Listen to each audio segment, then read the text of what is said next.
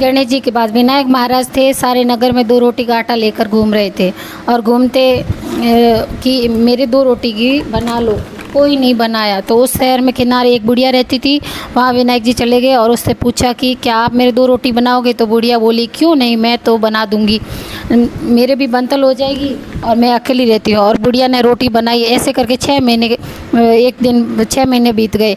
एक दिन भगवान परीक्षा ले रहे थे तो बुढ़िया ने 2 रोटी बनाई, उसको इतनी भूख लगी कि उसने 1 रोटी खा ली।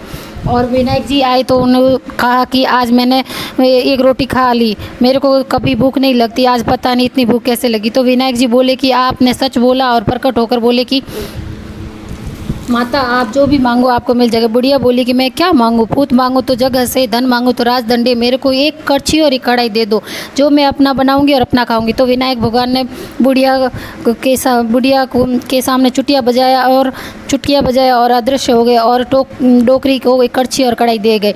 डोकरी स्नान करके वो कढ़ाई चूल्हे पर रखकर कड़छी घुमाई तो 5 पकवान बन गए और झोंपड़ी छोटी थी तो वो पूरी भर गई। अब वह मिठाई रखने के लिए जगह ही नहीं थी। डोकरी ने एक नायाणी को बुलाया और थाली और लोटा लेकर आओ और मेरे घर खाने के लिए आना और खा के जाना। ऐसा कर पूरी नगरी को न्योता दे दिया और जिमा दिया। तो वो नायाणी जाके ठाकर साके वहाँ ठाकर को शिकायत कर दी कि डोकरी ने पूरी नगरी को न्योता देकर खाना खिला दिया है, ठाकर आपका बुरा लगे। तो ठाकर ने आदेश दिया कि डोकरी वाला कढ़ाई लेकर आओ और पूरी नगरी को न्योता दे दो। और वैसा ही किया। सारी नगरी आ गई, भूखे मर रही थी। उधर कढ़ाई में कुछ नहीं बन रहा था, लकड़ियाँ जल रही थी, कढ़ाई जल रही थी, रानियों के चीर जल रहे थे, रसोइयों के हाथ जल रहे थे, सब जल रहा था, खाना नहीं बन रहा था। सारी नगरी भूखे मर रही थी। सोने की थाली और तांबे की मेघ, ना खीलीजे ना दूजे, ठाकर उबा खींचे। तो ठाकरों को गुस्सा आया और डोकरी को मारेंगे नहीं तो सच बोल।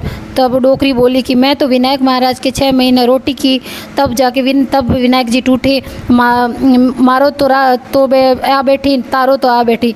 तो किसी की हिम्मत नहीं हुई, क्योंकि सच के सामने आने की कोई सच के सामने आने पर कौन क्या करता।